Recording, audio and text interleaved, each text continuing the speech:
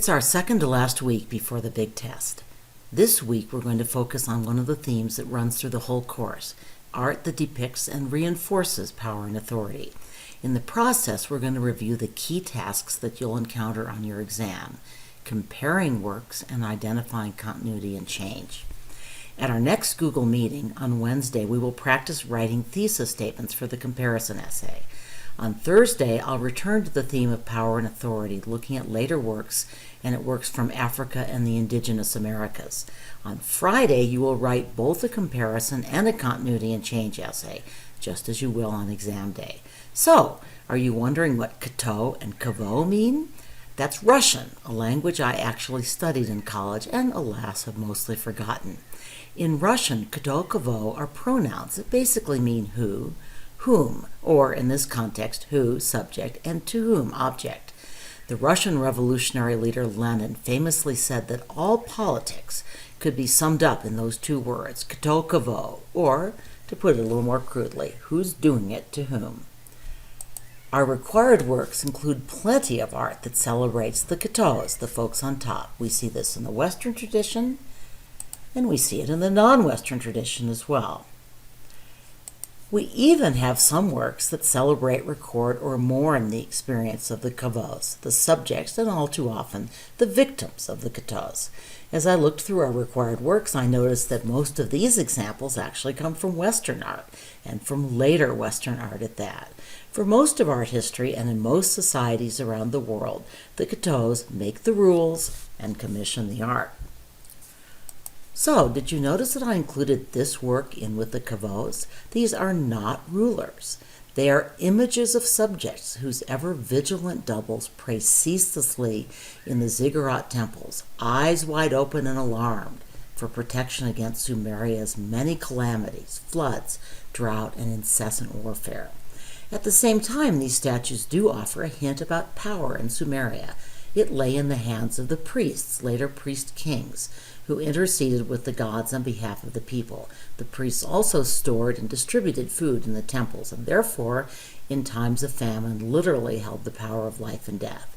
So one way that rulers legitimize their rule through art is by demonstrating that they hold the special favor of the gods. Here we see the king in the center surrounded by his nobles. He's the largest figure on the image. His head actually bumps out of the frame. We also see another important source of Sumerian power, a disciplined army. Note that those soldiers are identical and in strict formation. We also see a technological innovation that transformed warfare, chariots, which enabled fighters to move faster and to fire from a platform. So, another way that rulers legitimize their rule in art is by depicting their victories in battle. And here are two more sources of power in Sumeria: productive agriculture and widespread trading networks. Again, we see the king and nobles on top, with the king the largest figure. The traders are in the middle register, and the working classes, the kavos, again, fill up the bottom. And this demonstrates still a third way that rulers legitimize their power through art. They have themselves depicted bringing peace and prosperity to their people, after winning a battle or two. And finally, yet another way that works signal power and authority is through the use of rare materials. The lapis lazuli, red limestone, and shell used to make the standard of Ur were all transported at great distances and considerable cost from what were then far-off lands. Now, this is not a required work, although it's an old AP favorite, but the victor stele is important historically because this is the first time we see a ruler claiming divinity, at least in art, and that's what those horns mean. Which, oops, I think I said final before and I misspoke. This is the final way we should be looking for depictions of power and authority in art. These works often include that culture's iconography of power. So, here's a summary slide that lists the points I just made. You might want to pause and make sure you have this down in your workbook and that you remember where you put it. Now we come to a work that pretty much does it all. First, we see Narmer hanging out with gods who presumably support his rule. Horus, portrayed as a falcon, and probably the cow goddess Hathor. Note the underlying message about the pharaoh. In Egyptian religion, Horus, son of Osiris, is identified with the living pharaoh. The dead pharaoh joins with Osiris in the afterlife. So both Narmer and Horus conquered Lower Egypt. Oh, or are they the same? We certainly see Narmer's victory in battle. Check out the bodies lined up with their severed heads and penises underneath them.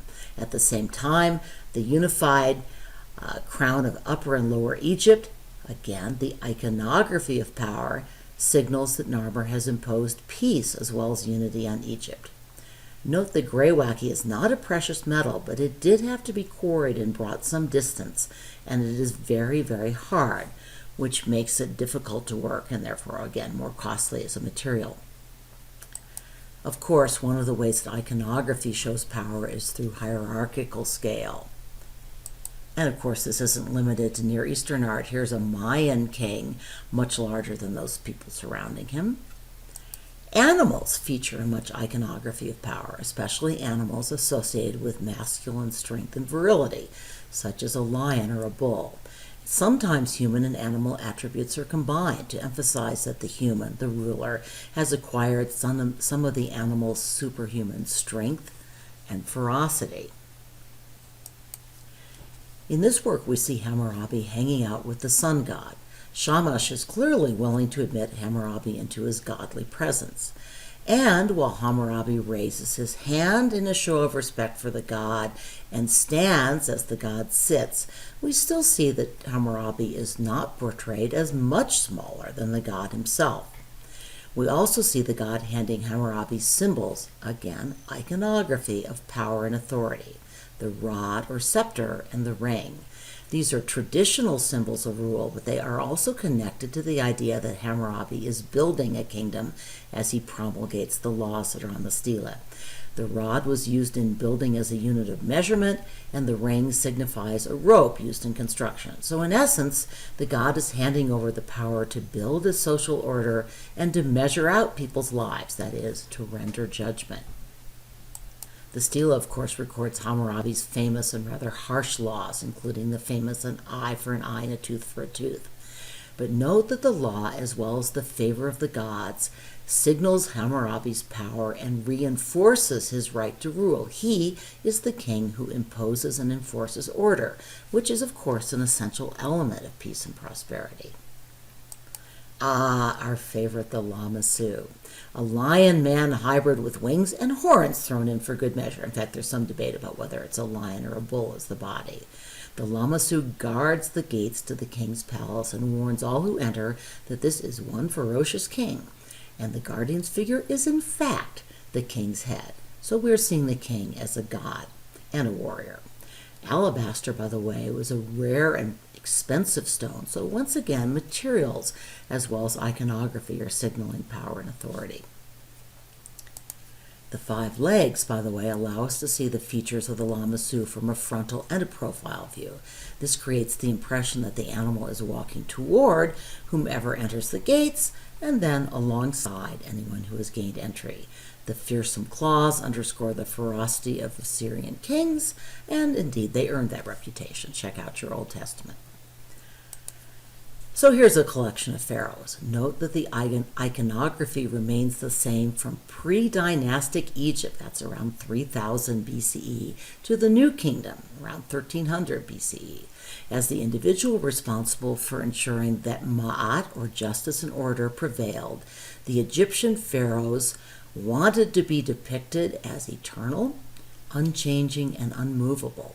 Especially in the Old Kingdom, they were viewed and portrayed as semi-divine, as the embodiment of Horus in life, destined to join with Osiris in the afterlife. The lion symbolized both royalty and the sun, which was worshipped as a god in Egyptian culture. So in the Sphinx, we see physical power and godliness combined. In the face is the pharaoh Khafre. This statue stood in a temple to the pharaoh, worshipped as a god after his death. And we see the usual pharaoh iconography summarized on the left. The uraeus in the middle of the nemes, or striped headdress, is a rearing cobra with a flared hood, and according to Egyptian religion, a cobra guarded the gates of the underworld, warded off the enemies of the royal family, and guided dead pharaohs on their journey through the underworld. In other words, the cobra was a symbol of the pharaoh's power over life and death. The flail and crook were traditional symbols of Osiris. They also symbolized the pharaoh's dual role as a shepherd of his people and punisher of evildoers. Flails were used to whip animals and slaves. Archaeologists think that pharaohs shaved regularly. They didn't actually have beards, but Osiris had a beard, so for their statues and paintings, pharaohs donned false beards to show that they would unite with Osiris in the afterlife. And of course, in Egyptian statues, we see a perfect, vigorous body, signaling the pharaoh's abiding strength and power. The seated scribe, on the other hand, is really a kavod, a subject, although he's a relatively high-ranking one, so he gets to have a paunch. Now, I just noticed, by the way, that the kneeling statue of Hatshepsut did not show up on our posted required works list, although her mortuary temple does. Oops, that's my mistake. But you recognize the Pharaonic iconography, right? Including the false beard, even though Hatshepsut was female. Note that her breasts, while not altogether missing, are de-emphasized, and that her shoulders are powerful and broad. This is essentially a masculine body.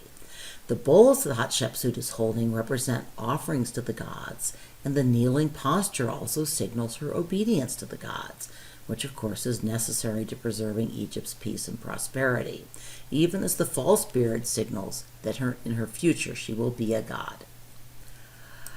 So, do you remember that weird interlude in Egyptian history when Pharaoh Akhenaten tried to impose monotheism, worship of the sun god, or actually the emanations of the sun god, Aten, and even had the nerve to introduce some stylistic changes?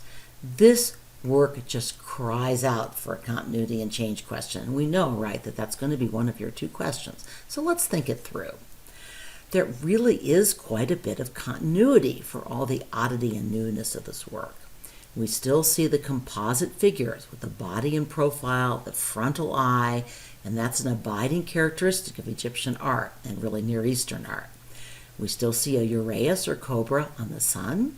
We see the symbols of both Upper and Lower Egypt on the queen's throne. This is still a pharaoh. But there's also plenty of change, or at least deviation, evident in this work. The artist departs from hierarchy of scale, or at least grants Akhenaten and Nefertiti virtually equal status. Both the required house altar image and the statue on the left show softer curvilinear lines. We know that Akhenaten was a huge nature lover, and it's possible that the new religion's emphasis on nature led to a more naturalistic portrayal. Notice too the sun with rays, the symbol of Aten, and how these rays seem to be pointing at the two representatives of Aten on earth, Akhenaten and his wife Nefertiti. The hands reaching out to the king and queen actually end with the Ankh, the symbol of the breath of life, and another traditional continuity Egyptian image. Even more striking as a change, however, is how intimate this family portrait seems to be. Compare it with the stiff portrait we just saw of Menkori and his wife, who don't look at each other and seem, although physically connected, don't seem to be interacting with each other at all. So this is a plausible picture of a loving family and shows much more emotion than is usually permitted in Egyptian art. But it didn't last. This mummy cover for Akhenaten's son reverts to a conventional depiction of a pharaoh, including the calm, distant serenity of the face. The proportions, such as the distance between the nose and the lips, are those of a healthy, perfect youth. And yet we have Tut's mummy, so we know from his DNA that he had a cleft palate and a club foot. Traditional pharaonic symbols abound. There's the nemes, or head cloth, the false beard, inlaid with precious jewels, again materials, the kingly uraeus cobra of Lower Egypt combined with the vulture neckbed of Upper Egypt. Note how similar this is to the Narmer palette in its evocation of the union of Upper and Lower Egypt. Still big news after more than 1,000 years, actually close to 2,000. You may also recall that gold and lapis lazuli were favorite royal decorative elements in Mesopotamia. Once again, materials signal power and authority. And I'm going to end my first lecture here so I don't choke YouTube. Do not sign out yet. You still have a second lecture on power and authority in the art of classical Greece and Rome.